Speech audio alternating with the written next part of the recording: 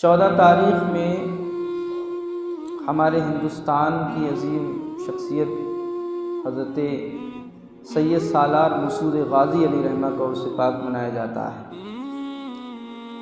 سید سالار مسعود غازی علیہ رحمہ یہ اجمیر معلیٰ راجستھان میں 405 ہجری میں پیدا ہوئے، یعنی حضرت غریب نواز علیہ رحمہ سے آپ کا اجمیر معلیٰ میں وجود ہوا ہے۔ آپ کی شان، آپ کا مرتبہ اور کم عمر میں آپ نے علم دین حاصل کیا اور پھر مذہب اسلام کی بقا کے لیے، مذہب اسلام کی ترقی کے لیے آپ سفر کرتے کرتے پاک پٹن پہنچے، قنوج پہنچے اور علاقوں کا دورہ کرتے کرتے آپ بہرائچ شریف پہنچے۔ چونکہ مختصر سا وقت ہے، آپ کی سیرت کے حوالے سے بہت کچھ ہے، لیکن بطور برکت بارگاہ سید سالار مسعود غازی علیہ رحمہ میں خراج عقیدت پیش کر رہے ہیں۔ وہاں پر ایک درخت تھا، مہوا نام سے شاید، تو آپ اکثر و بیشتر اس درخت کے نیچے آرام فرما ہوتے تھے۔ آپ کی عادت تھی کہ جیسے وقت ملتا تو اس درخت کے نیچے آرام فرما ہو جاتے۔ تو لوگوں نے پوچھا، حضور کیا بات ہے، آپ اسی درخت کے نیچے آرام فرما ہوتے ہیں؟ تو آپ نے فرمایا، مجھے اس درخت کے نیچے بہت سکون حاصل ہوتا ہے۔ اور اس کی وجہ کب معلوم ہوئی؟ جب آپ کا وصال ہوا، جب اسلام کے دشمنوں سے جنگ ہوئی اور جنگ ہوتے ہوتے آپ اور آپ کے عزیز و اقارب جب شہید ہوئے تو عصر کے آس پاس کا وقت تھا، آپ کے تیر جب حلق پہ لگا تو آپ شہید ہو گئے اور اسی درخت کے نیچے آپ کا مزار پاک بنایا گیا۔ سبحان اللہ۔ تو بزرگوں کو پہلے سے ہی آثار معلوم ہو جاتے ہیں کہ کہاں ان کی آرام گاہ ہے اور کہاں ان کے مزار مقدس کو بنایا جائے گا۔ ہم اور آپ اپنے اسلاف کی تاریخ کو بھولے بیٹھے۔ وجہ یہ ہے کہ جو تاریخ ہوتی ہے بزرگان دین کے عرس کی، اس موقع پر بیانات نہیں ہوتے ہیں۔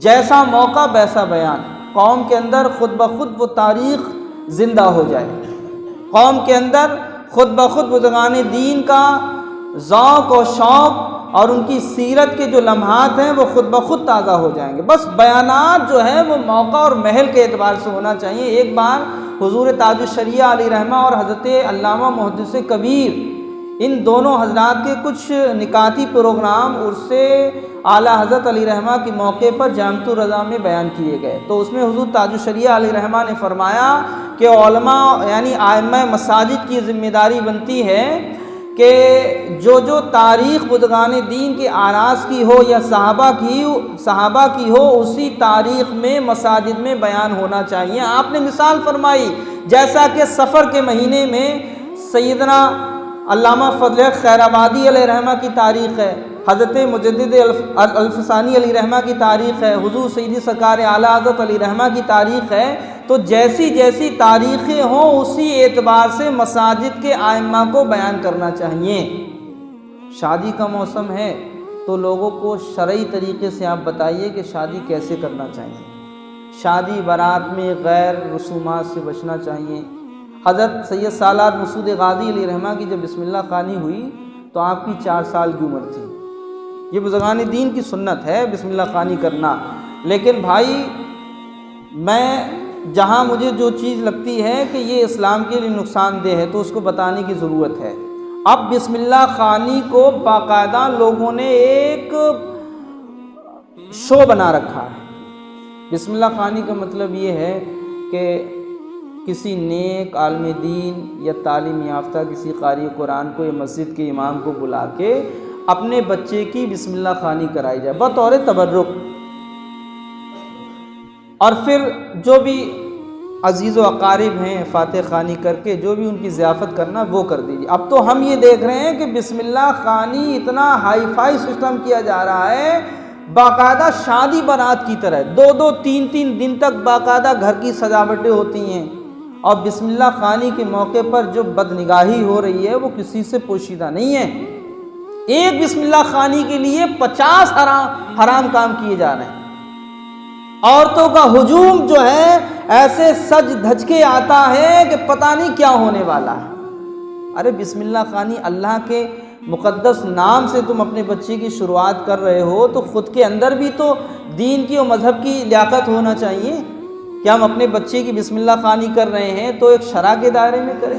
باقاعدہ پہلے سے ہی جو ہے وہ مووی والا تیار ہو جائے گا۔ اب اس میں مولانا صاحب بھی بیٹھے ہیں، اس میں خالہ بھی ہیں، چچی بھی ہیں، ممانی بھی ہیں، رشتہ دار کی تمام خواتین چاروں طرف سے جمگھٹ لگا دیتی ہیں۔ کئی جگہ ہم بھی پھنسے ہیں، لیکن منع تو کرتے ہیں، اللہ کا شکر ہے، لیکن کہیں نہ کہیں کوئی مسٹیک ہو جاتی ہے۔ تو اب ایسا مت کرنا کہ تم تو بڑا چلا رہے تھے جمعے والے دن کہ عورتیں گھیر لیتی ہیں، اس دن تو تم وہاں بیٹھے ہوئے تھے تو 2-3 عورتیں کھڑی ہوئی تھیں۔ چونکہ قوم کا نظریہ یہ ہو گیا ہے کہ مولانا کی تقریر پر فوراً اٹیک، کہ تم نے کہا اس دن یہ تھا اور آج تم خود اس کے مجرم قرار دے رہے ہو۔ تو اللہ کا شکر ہے کہ پہلے ہم عمل کرتے ہیں، اس کے بعد ہی مائک پہ کوئی بات کرتے ہیں۔ لیکن ہاں کہیں کوئی چوک ہو جائے لوگوں کی حرکت کی بنا پر تو میں اس کے لیے معذرت چاہوں گا، اور پھر سے آپ سے گزارش کروں گا کہ جہاں کہیں بھی کوئی غیر شرعی کام ہو تو آپ ہمیں پہلے بتا دینا۔ یہ نہیں ہے کہ جب ہم ڈکار لے کے آئیں کھا کے تو تم کہو حضرت وہاں تو باجا بجا، ارے پہلے بتا دو تو ہم نہیں آتے۔ ایک ہم دعوت میں گئے تو کھانا وانا جب وہاں سے فارغ ہو گئے تو فون آیا، حضرت ہم کہا جی بتائیے، بولے کھانا کھا لیا؟ ہم نے کہا ہاں کھانا کھا لیا۔ بولے ان کے یہاں لنگاڑا بجا تھا۔ تو ہم نے کہا اب تم ہمارا لنگاڑا بجوانا چاہ رہے ہو؟ بھائی پہلے آپ ہمیں بتا دیتے تو ہم اس کے یہاں شامل نہیں ہوتے، ہمیں پتہ ہی نہیں تھا۔ یہ کام تو آپ پہلے سے، یعنی قوم کا بھی ایک بہت بڑا مقصد یہ ہے کہ مولویوں کو ذلیل کیا جائے۔ تو خدا را جہاں کہیں بھی مشکوک لوگ ہوں تو آپ ہمیں اطلاع کر دیا کریں، جیسے کہ سود کا کام کرنے والے ہیں، بیاج کا کام کرنے والے ہیں، جن کی کمائی بہتر نہیں ہے، تو آپ ہمیں بتا دو یار، ہم آپ کے دوست ہیں یا نہیں، ہم آپ کو دین بتاتے ہیں تو کم سے کم کہیں ہماری بھی آپ سپورٹ کر دیا کرو تاکہ ہم ایسی جگہوں پر جانے سے گریز کریں۔ مولا تعالی ہم سب کو برائی سے بچنے کی توفیق عطا فرمائے۔